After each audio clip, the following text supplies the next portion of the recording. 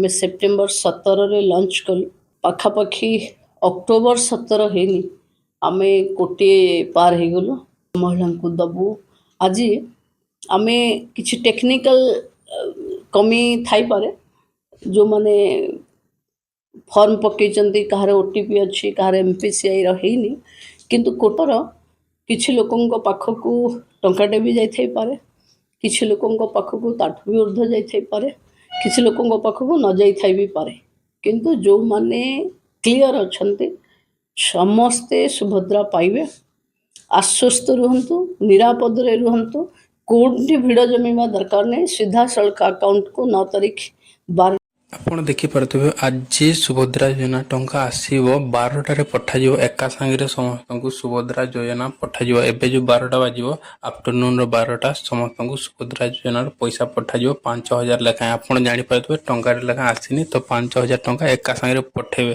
କେତେ ଜଣଙ୍କୁ ପଠାଇବେ? ଆପଣ 35 ଲକ୍ଷରୁ ଅଧିକ ଲୋକଙ୍କୁ ପଠାଇବେ। ଏଇଟା ମୁଁ କହୁନି, ଆମ ଉପମୁଖ୍ୟମନ୍ତ୍ରୀ ଶ୍ରୀମତୀ ପ୍ରଭାତୀ ପରିଡ଼ା କହିଛନ୍ତି ଯେ ଆପଣଙ୍କୁ ପଇସାଟା ସୁରକ୍ଷିତ ଅଛି ସମସ୍ତଙ୍କୁ ପଠାଯିବ। ଦେଖନ୍ତୁ ଆମ ରିପୋର୍ଟ ଅନୁସାରେ କେଉଁମାନଙ୍କୁ ଫାଷ୍ଟ କେଉଁ ବ୍ୟାଙ୍କରେ ଆପଣଙ୍କ ଖାତା ଥିଲେ ଫାଷ୍ଟ ପଇସା ଆସିବ ସେଇଟା ଆମେ କହିବା। ଦେଖନ୍ତୁ ଏଠି ଆପଣଙ୍କ ଯେଉଁ ଅଛି ଆମର ପୂର୍ବଥର ଯେଉଁ ପଇସାଟା ଆସିଥିଲା 17 ସେପ୍ଟେମ୍ବରରେ ସେତେବେଳେ ଆପଣ କେଉଁ ଆକାଉଣ୍ଟରେ ଥିଲେ ଆପଣଙ୍କ ଖାତାଟା ଫାଷ୍ଟରୁ ପଇସା ଆସିଥିଲା ସେଇଟା ଦେଖନ୍ତୁ।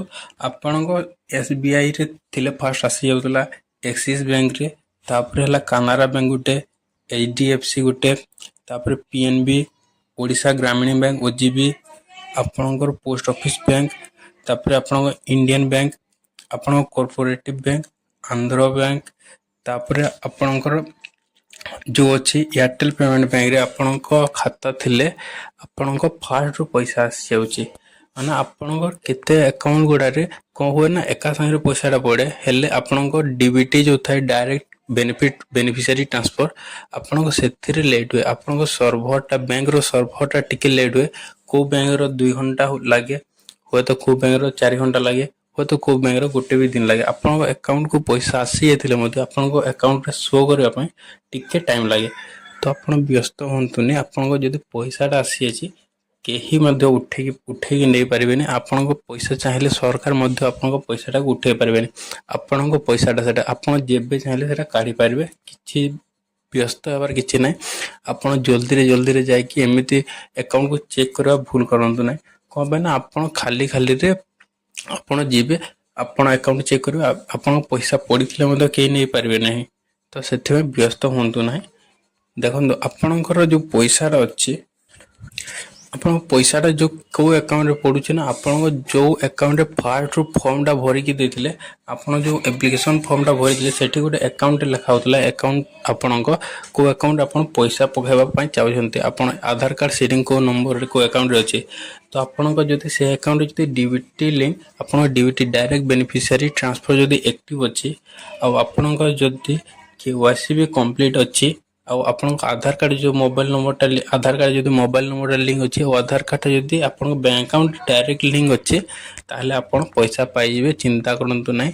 ସମସ୍ତଙ୍କ ଏବେ କାହାରି ଫର୍ମ ବି ରିଜେକ୍ଟ ହେଇନାହିଁ ଏଯାଏଁ।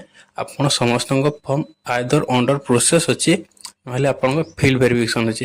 ଆପଣଙ୍କ ଅଣ୍ଡର ପ୍ରୋସେସ୍ କାହାର ଅଛି? ଆପଣଙ୍କ ଯାହାର ରାସନ କାର୍ଡ଼ଟା ଅଛି, ଆପଣ ଯାହାର ରାସନ କାର୍ଡ଼ଟା ପୁରା ଭାବେ ଅପଡ଼େଟ୍ ହେଇଯାଇଛି, ଆପଣ KYC ଯାହାର ରାସନ କାର୍ଡ଼ ଅପଡ଼େଟ୍ ହେଇଛି, ଏବେ ଯେଉଁ ଆପଣଙ୍କ ଗ୍ରାମ ବୁଲିକି ଯେଉଁ ପଞ୍ଚାୟତ ଅଫିସ୍ ବାଲେ ଯେଉଁ KYCଟା କରୁଥିଲେ ସେମାନେ ଯଦି KYC କମ୍ପ୍ଲିଟ୍ କରିଦେଇଛନ୍ତି ତାହେଲେ ଆପଣଙ୍କ ଅଣ୍ଡର ପ୍ରୋସେସ୍ ଅଛି, ପଇସାଟା ପାଇଯିବେ। ଆପଣ ଚିନ୍ତା କରନ୍ତୁନି। ହେଲେ ଯାହାର ରାସନ କାର୍ଡ଼ ନାହିଁ କି ରାସନ କାର୍ଡ଼ଟା ଅପଡ଼େଟ୍ ନାହିଁ ତାହେଲେ ତାଙ୍କର ଟିକେ ଫିଲ୍ଡ ଭେରିଫିକେସନ୍ ଅଛି।